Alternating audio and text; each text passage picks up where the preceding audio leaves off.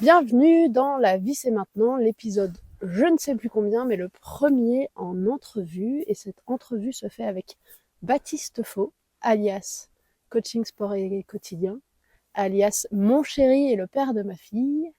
Et est-ce que tu veux rajouter quelque chose, Baptiste, pour te présenter? Pour l'instant, pas nécessairement. On a les points principaux par rapport au sujet. Ok. Donc l'idée dans cet épisode, c'est de vous expliquer comment on a mis en place et comment on fonctionne sur un système de garde alternée pour notre fille qui a maintenant 5 ans et demi, alors qu'on vit tous les trois ensemble. Est-ce que, Bat, tu veux nous dire comment on a mis ça en place, comment c'est venu? Alors moi, finalement, dans le fond, j'avais envie de ça. J'avais envie de mettre en place ça. Et puis, c'est notre histoire, en fait, qui a amené ce mode de fonctionnement. C'est pas venu de fait. C'est devenu une évidence suite à l'une de nos séparations, où on a mis en place forcément une garde alternée, étant donné qu'à un moment donné, on n'habitait plus ensemble.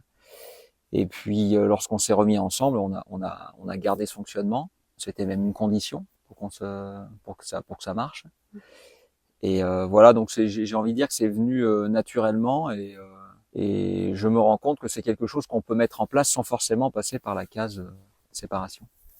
Ouais, pour être même encore plus précis, on a mis ça en place quand on était séparés, qu'on n'habitait pas ensemble, mais qu'on était quand même, on s'est remis ensemble, on a mis en place cette Ah garde ouais, alternée. ouais, On est resté quand même on s'est séparés, Léonie, elle avait 18 mois. On s'est remis ensemble, Léonie avait 21 mois, par là.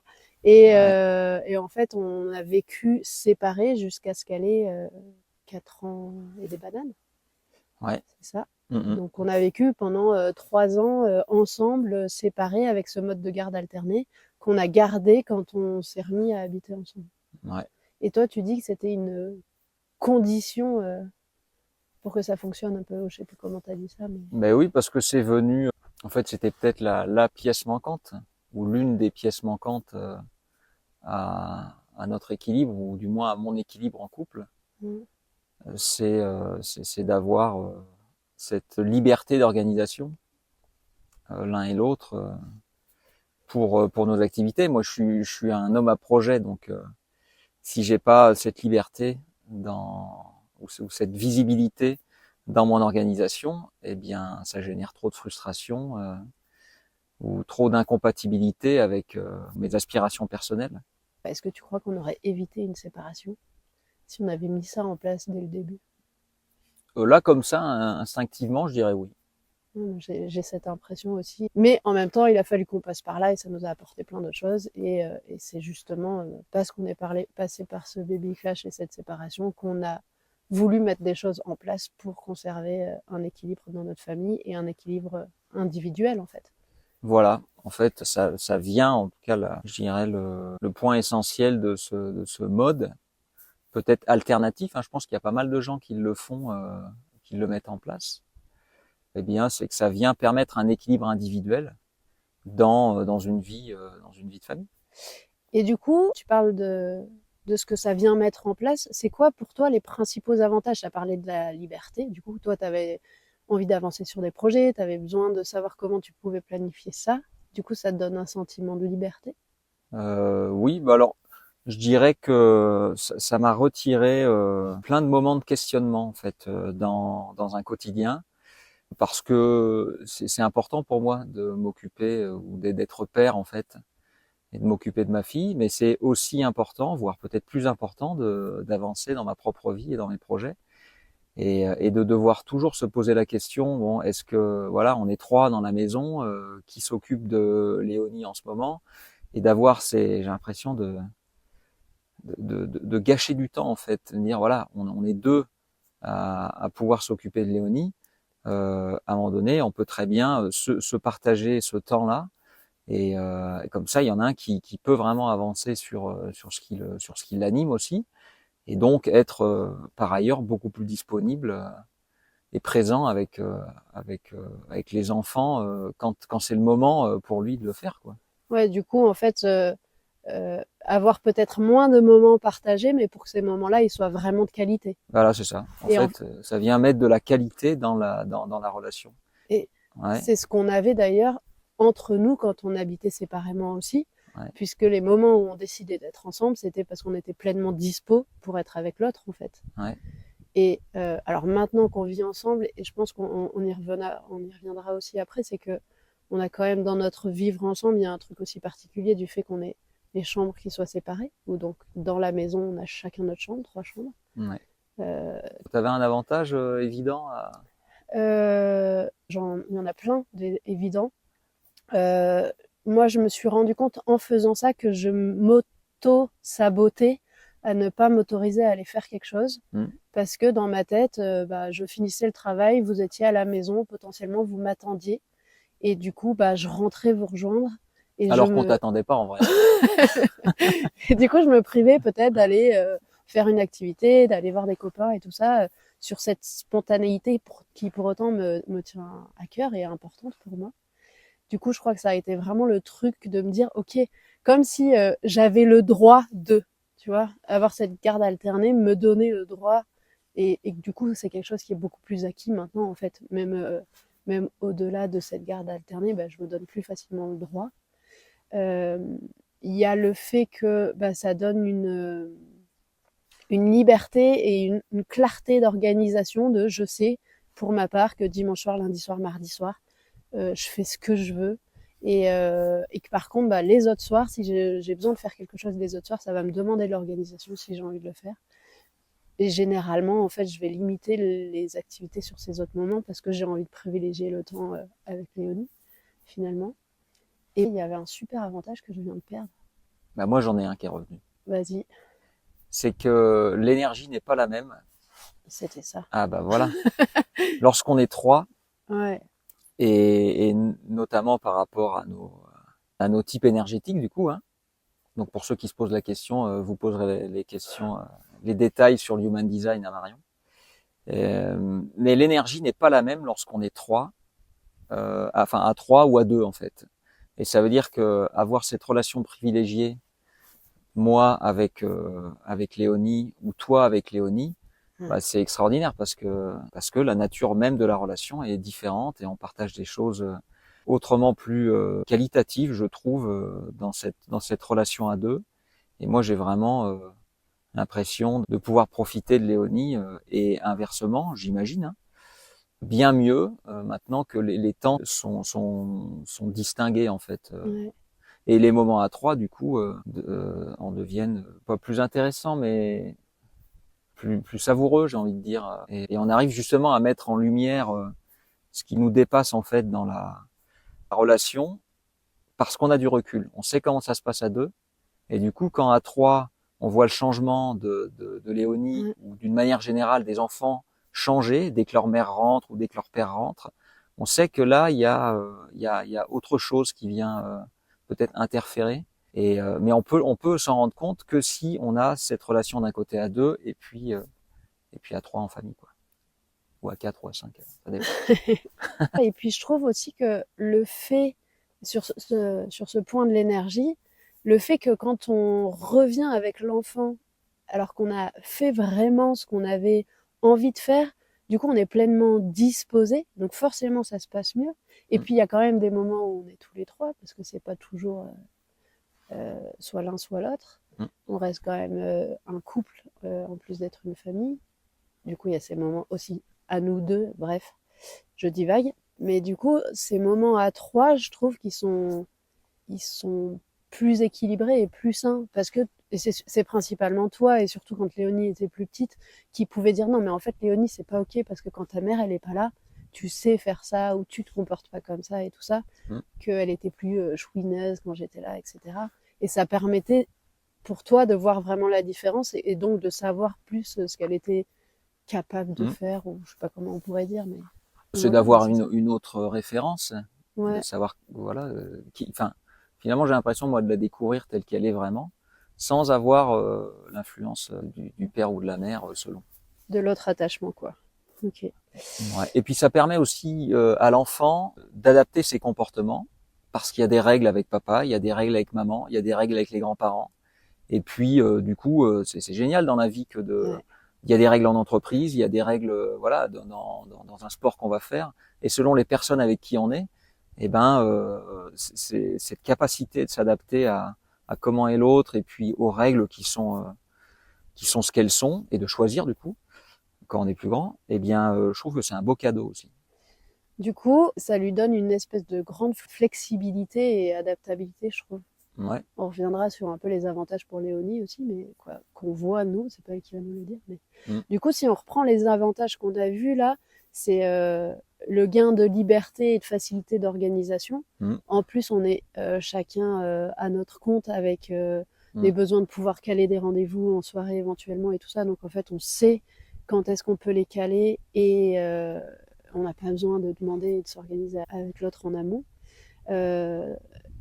La frustration qui a baissé tous les deux sur nos projets perso, nos envies perso et tout ça. Et puis la qualité de présence quand on est avec l'enfant en fait. Parce qu'on sait que, moi je sais qu'à partir du mercredi midi, je suis dispo pour Léonie ou que le jeudi soir, je suis avec Léonie et que du coup, je suis pas frustrée de pas pouvoir avancer sur ce que j'avais envie d'avancer. Quoi. Parce que je prévois pas ça. Quoi. Et je préciserais que finalement là on s'adresse à des personnes qui nous ressemblent quelque part, que c'est un modèle qui vaut le coup, bien sûr à condition que ça corresponde à ce qu'on est. Parce que comme tu le disais, nous on est freelance tous les deux, donc on est indépendants et après peut-être qu'il y a des gens qui ont leur priorité, c'est la vie de famille, leur priorité, enfin ou qui sont peut-être beaucoup plus sédentaires, etc. Où là, bon, du coup le modèle on va dire un peu classique correspondra plus, mais en tout cas voilà, dans la diversité humaine qu'on est, il devrait y avoir autant de modèles que de types de personnes en fait. Ouais, c'est pas parce qu'on fait ça que ça fonctionne avec tout le monde, mais en tout cas, si il y a un besoin en tout cas une recherche d'équilibre, bah ça peut peut-être être une solution. Quoi. Et on peut peut-être parler aussi quand c'est pas, parce qu'on peut pas régler les choses comme une horloge en fait. Par exemple, moi quand je pars travailler sur un événement, à un moment donné, notre alternance, elle fonctionne plus forcément. Oui, si t'es pas là du dimanche au mercredi, ça marche plus, quoi. Voilà, exactement. Donc, à l'intérieur même de ce fonctionnement, il y a une espèce de souplesse qui se met en place. Et puis, d'un côté comme de l'autre, on peut se permettre d'avoir des moments où on n'est pas censé s'occuper de Léonie, mais du coup, de fait, si toi tu vas faire ta journée d'impro, eh ben, c'est quelque chose que je vais compenser et inversement. Ouais. Oui, après on se prive pas pour autant à partir du moment où il y a quelque chose pour nous qui est important hors de cette organisation-là, on va le faire. Et quand toi tu pars en événement, eh ben généralement c'est toi qui t'arrange aussi pour trouver une solution pour pouvoir garder Léonie si j'ai une activité le lundi soir, etc. Quoi. Ouais. Est-ce qu'à un moment donné, avant de mettre ça en place, tu avais des craintes? Absolument aucune. Est-ce que de manière générale dans la vie, ça t'arrive d'avoir des craintes? Est-ce que ça arrive d'avoir des craintes? Oui, ça m'arrive. Mais disons que je ne leur laisse pas la place. Je leur laisse pas dépasser 50% de ma capacité cérébrale. Comme ça, elles dominent pas. Okay. Est-ce que, du coup, on a parlé quand même surtout des impacts, quoi, des avantages individuels. Ouais.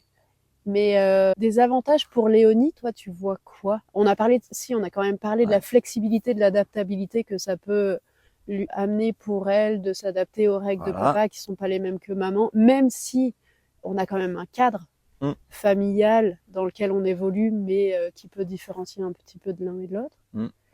Est-ce que tu penses qu'il y a quelque chose qui pourrait la gêner ou des inconvénients ou d'autres avantages pour elle?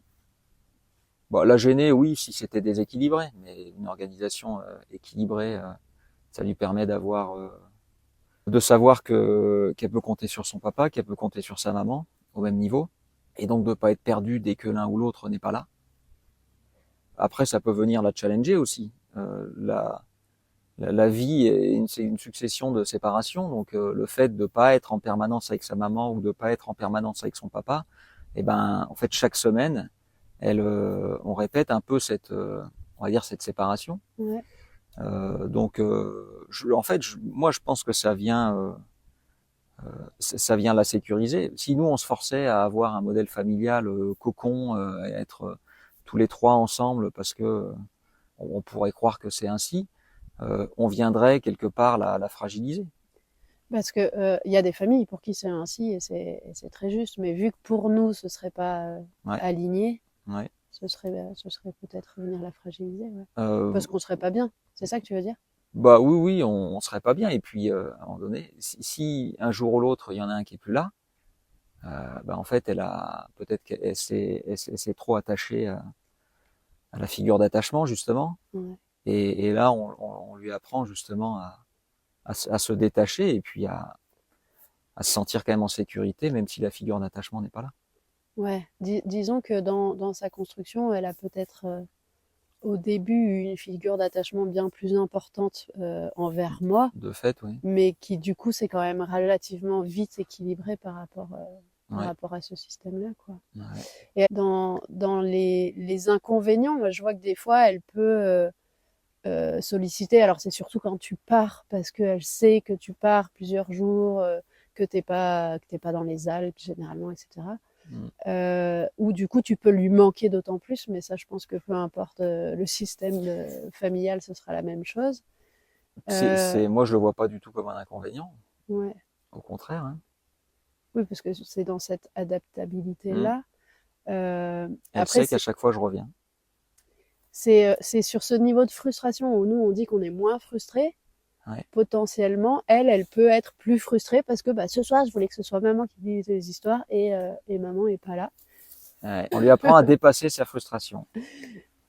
Mais du coup, on lui apprend à dépasser sa frustration. Mais ce Ouais. que je veux amener aussi, c'est que on n'est pas non plus hyper fermé. Bien sûr que si je suis là et que c'est un lundi soir et qu'elle veut absolument que je lui lise une histoire, et à partir du moment où moi je suis OK aussi et Voilà. dispo, Ouais. je vais le faire. Donc en fait, il y a une espèce de. C'est pas parce que c'est lundi soir que c'est absolument papa qui doit lire l'histoire. Si Mm. moi j'en ai envie, je le fais. Si je suis disposée, je le fais. Par contre, si je sens que moi ça génère une frustration ou j'en ai pas envie ce soir-là, Ouais. je le fais pas. Et inversement les autres soirs de la semaine en fait. Ouais.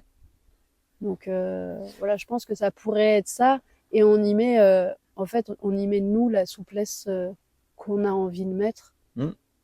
Et c'est ce qui fait, c'est ce qui renforce aussi notre cadre en fait. Ok, Ouais. notre cadre il est Sans comme doute. ça, mais des fois il peut bouger un petit peu et du coup c'est que des bonus quoi, Mm. pour elle. Et du coup, est-ce que tu vois des difficultés particulières Pour la mise en place, pour la mise en place et puis le maintien de cette garde alternée? euh, une fois que c'est mis en place, pour moi, c'est tellement évident et épanouissant que revenir en arrière, non merci. Et puis après, la difficulté de mise en place, je te retourne la question parce que moi personnellement, je n'ai pas ressenti spécialement de difficulté, en tout cas à accepter la donne, on va dire, à rebattre les cartes dans ce sens-là. Mais toi, peut-être que tu peux nous parler de ce qui t'a fait hésiter ou de ce qui t'a challengé pour vraiment mettre ça en place.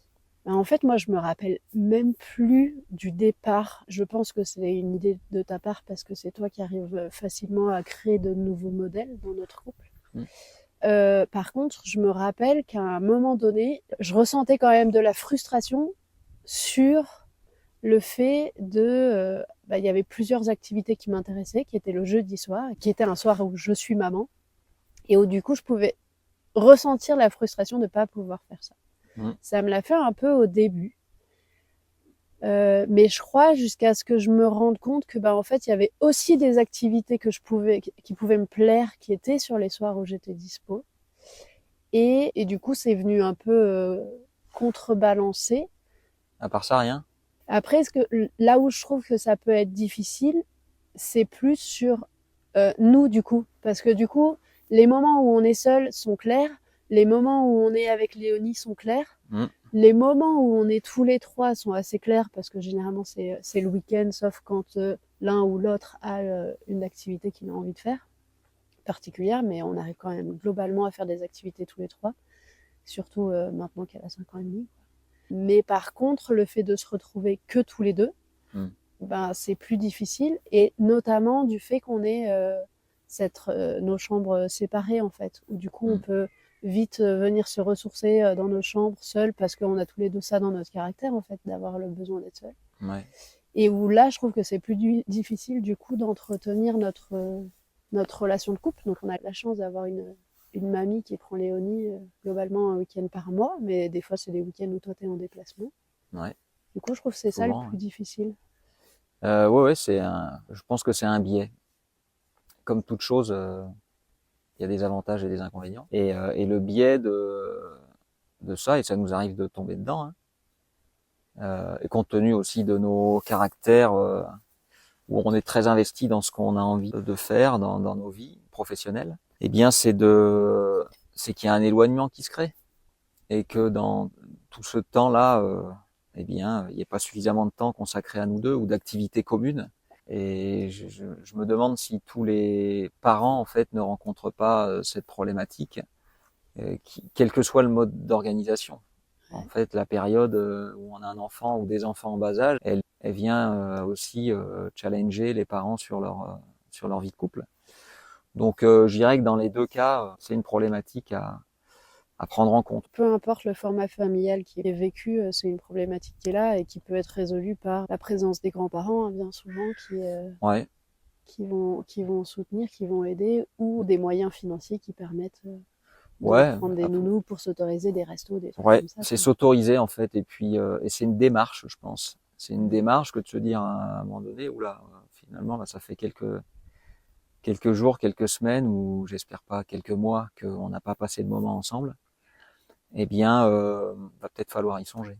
Et ce sera plus facile, je pense, si on n'a pas généré de frustration, si on a fait ce qu'on avait besoin de faire, si on a fait nos activités, et donc moins évident si on est dans un modèle où il y a de la frustration. On a moins envie de passer du temps avec l'autre si on est énervé ou si on est crispé ou. Ouais.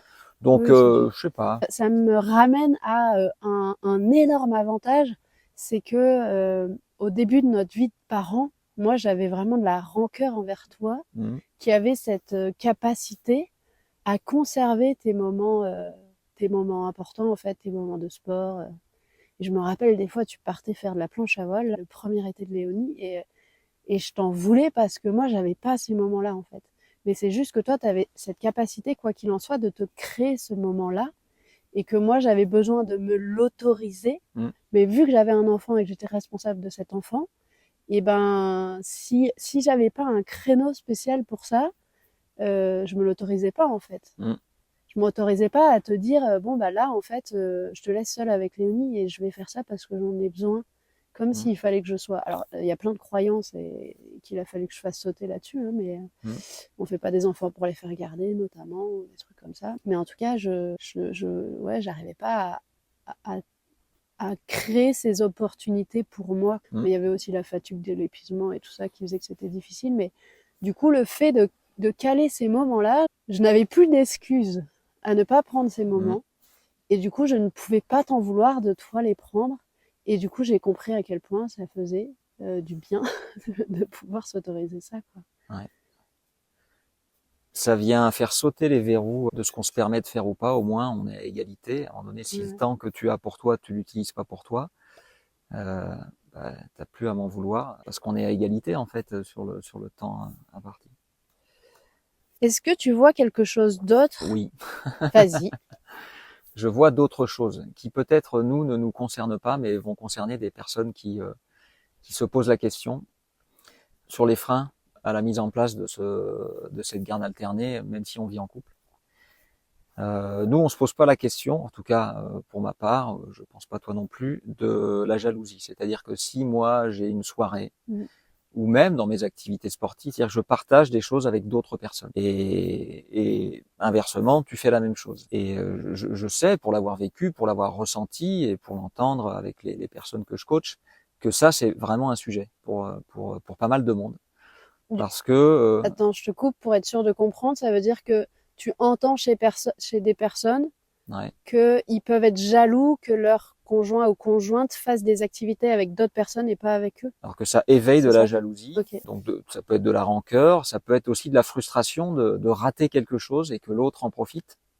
Et tous ces aspects-là, à un moment donné, si on ne s'affranchit pas de ça, eh bien on peut pas être complètement présent avec ses enfants ou à ce qu'on est en train de faire, parce que notre esprit est ailleurs et là, il est là où l'autre est dans notre imaginaire en fait. Et ça vient saboter en fait la qualité du moment. La qualité des moments qu'on va passer quand on est tout seul.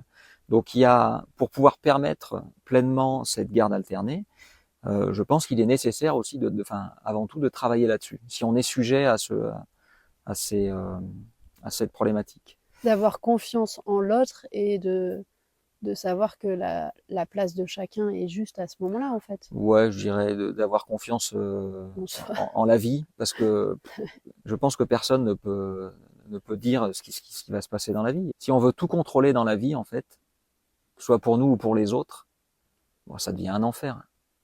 Ouais. Donc il y a une espèce de confiance en la vie à avoir, et que quoi qu'il arrive, la vie joue pour nous, tout simplement. Même si ça nous paraît désordonné, non, la vie elle est parfaitement ordonnée. Et donc si on installe cette confiance, eh bien c'est beaucoup plus facile de s'affranchir d'un sentiment comme la jalousie ou la frustration ou autre. Et la deuxième chose, euh, c'est vraiment cette capacité à remettre en question un modèle et de supporter les critiques qui peuvent aller avec. T'as entendu beaucoup de critiques négatives, parce que moi, là, généralement, quand on en parle, les gens, soit ils me disent ah non, moi je pourrais pas, j'ai trop besoin d'être en famille à 3, à 4, à 5, etc. Ou alors ils me disent ah mais nous si on avait fait ça, on se serait peut-être pas séparés, on n'aurait peut-être pas divorcé. Ouais. Ou souvent c'est ah ouais mais il faut vraiment qu'on fasse ça parce que là c'est pas juste comme on vit. Mais Ouais. des critiques négatives, t'en as eu du coup? Non. Ou tu penses qu'il peut y en avoir? En fait, je parle de critiques à deux niveaux. C'est-à-dire que dans certaines familles, ça peut être mal perçu par les parents.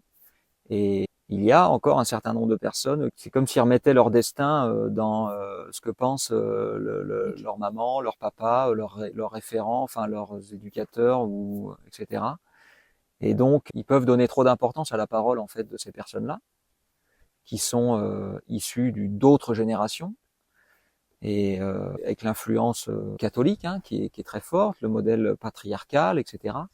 Et donc, on peut pas nier cette influence aujourd'hui, et qui continue d'exister chez nos parents notamment, ou certains des parents.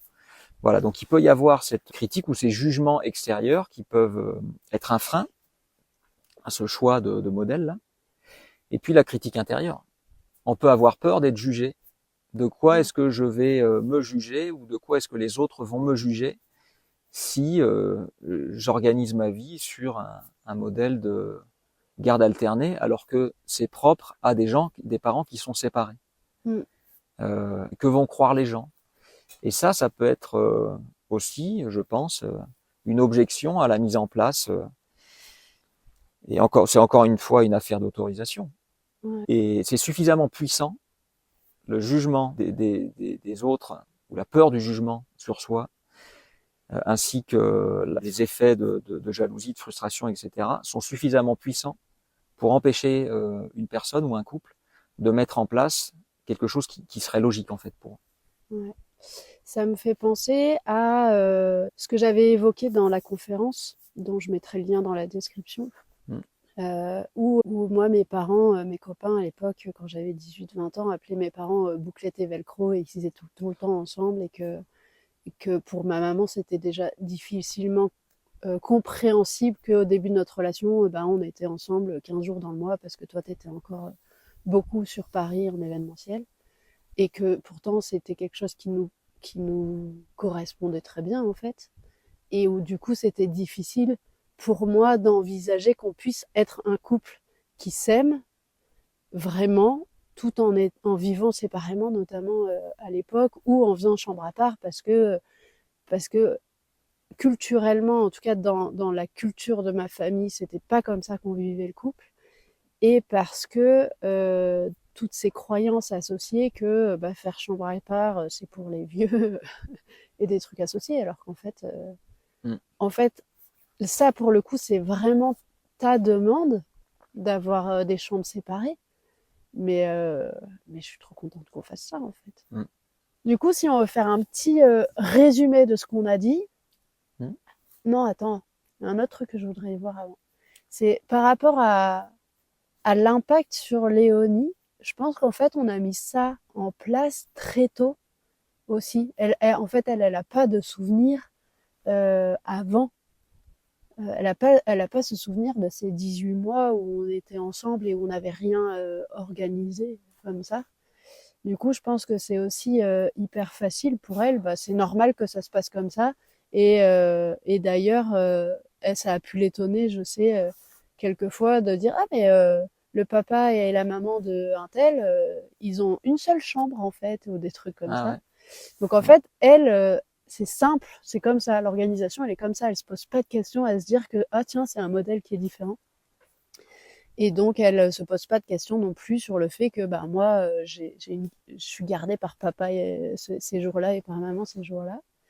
Mais je me dis que pour le mettre en place plus tard, il peut y avoir, par contre, selon l'âge de l'enfant, un moment où ça risque d'être trop frustrant, trop injuste, potentiellement difficile à vivre. Mais en tout cas, ce sera toujours que temporaire, surtout si c'est bénéfique pour les parents. Parce que si c'est bénéfique pour les parents, l'enfant va forcément le ressentir. Mm. Et donc, il s'en portera d'autant mieux et il y trouvera des avantages comme Léonie y trouve des avantages maintenant, en fait. Je sais pas ce que tu en penses, toi, à ce niveau-là. Après, je pense que c'est aussi quelque chose à discuter, à expliquer à l'enfant et peut-être à réexpliquer. Moi, je me rappelle que quand on s'est mis à revivre ensemble en gardant ce système-là, il a fallu quand même l'expliquer un moment à Léonie. Bah, mais du coup, selon l'âge auquel on décide de faire ça avec l'enfant, ça peut être différent. Bah ouais, on rebat les cartes, hein. Donc on pose de nouveaux repères et effectivement, si ça vient sur le tard, bah, il va falloir avoir une certaine assertivité pour expliquer et poser ses repères et accepter aussi qu'il va peut-être falloir un petit peu plus de temps Ouais. à l'enfant. Mais après, ils ont une capacité d'adaptation qui est telle que souvent, c'est l'adulte qui a plus de craintes que l'enfant lui-même et qui transfère ses craintes sur l'enfant, alors que lui, tu lui expliques et puis il le fait, il n'y a pas de souci, quoi. Ouais. À partir du moment où l'adulte est convaincu, ce sera plus simple. Ouais, moi ça Quitte me à paraît. revenir en arrière, Oui, voilà, ouais. si ça convient pas à la famille. Il n'y a rien qui est gravé dans le marbre. Et puis, et vraiment, ce que tu disais là, la priorité, c'est vraiment, si les adultes sont bien, l'enfant suivra. Ok, et si on fait un espèce de résumé là, pour toi, c'est quoi le plus important? Soit pour le mettre en place, est-ce que tu as des conseils particuliers ou est-ce que tu veux redire un peu ce que vraiment toi tu tires comme bénéfice? C'est intéressant si j'avais des conseils particuliers, que dans le couple, il y en a peut-être un pour qui c'est plus facile en fait de déjà poser une base et à partir de cette base-là, et ben de moduler en fonction des besoins de l'autre, de bien regarder, en tout cas l'élément pour moi essentiel au départ et dans notre vie, c'est vraiment de respecter nos priorités. Donc, il faut déjà définir nos priorités. Et puis, pour construire un planning, eh ben, c'est de construire le planning autour de nos priorités. Ça peut être des activités. Pour ceux pour qui la priorité c'est le travail, eh ben, ça va être les moments de travail, etc. Et puis, à partir de là, on peut déjà avoir une ébauche de planning. Mais on sent au fond de nous les moments où, on va dire dans la semaine, on a besoin de le faire. On a besoin d'être sur nous-mêmes et les moments où on va être plus facilement disponible. Mais voilà, je sais pas, c'est difficile de donner une recette. Il faut tâtonner, il faut essayer, il faut se lancer. Et puis nous, on s'est lancé et puis on a ajusté en fait. Ouais. Je souris quand tu parles de priorité parce que du coup, j'en parle dans l'épisode 3, j'en parle dans l'épisode 4. Et du coup, c'est un peu la base de ce que je pense. C'est que pour trouver un équilibre entre sa vie de famille, sa vie pro et sa vie perso, ben, déjà, il faut se connaître en fait. Il faut Ouais. connaître ses priorités. Et je dirais même plus, assumer ses priorités. Et là, je pense à des amis ou des mamans qui se retrouvent seules parce que le papa est jamais là. Parce que leur priorité à eux, c'est d'être en montagne, de faire de l'alpi, ou je ne sais quel sport. Il y en a beaucoup, il me semble. Et en fait, si on amène ce modèle-là, ou si les mamans qui sont dans ce cas-là amènent ce modèle-là, elles vont peut-être permettre de rattacher le père dans sa fonction parentale. J'ai rien compris. T'as rien compris? Il y a des Moi, pères j'ai qui pas sont, compris le but. il y a des pères qui sont absents, Ouais. qui n'assument pas leur rôle de père. En fait. Ouais. La maman se retrouve toute seule avec l'enfant. Ouais. Et généralement va se plaindre pendant toute l'éducation de son enfant que le père n'est pas présent. Ok. Euh, Maintenant, si le père il trouve une place à 50% qui est définie et Ouais. qu'il peut plus facilement s'organiser pour faire ses activités, ses passions, je pense que là, il y a un moyen de rapprocher en fait le père enfin le papa De son de rôle son de. rôle de père. Ok. Et pourquoi j'en viens, je disais ça, assumez vos priorités. Parce que si vous n'assumez pas vos priorités, c'est le chemin le plus direct vers le conflit ou la frustration.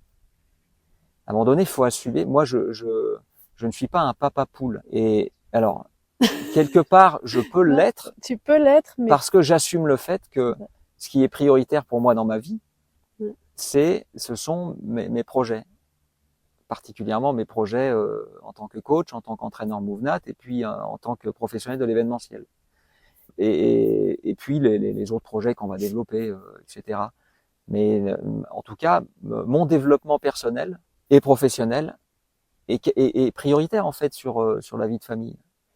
Mais du coup, c'est parce que tu as 50% de ton temps, on va dire, à pouvoir te consacrer là-dessus, Exactement. que quand t'es papa, t'es un peu papa poule quand même. Je sais Je pas quelle suis est la papa. définition de papa Voilà. poule vraiment, mais du coup, t'es pleinement avec ta fille, tu joues Exactement. avec elle, tu fais des activités avec elle, tu priorises tout pour que ce soit Voilà. Mais entre sinon, vous votre complicité, quoi. si toi ou moi ou qui que ce soit se fourvoie dans ses priorités, eh bien, c'est là où on passe à côté d'une partie de ce qui est important dans notre vie. Parce que même si ma priorité, c'est de construire mes projets et ma réussite personnelle, eh bien, Léonie n'en reste pas moins importante dans tout ça.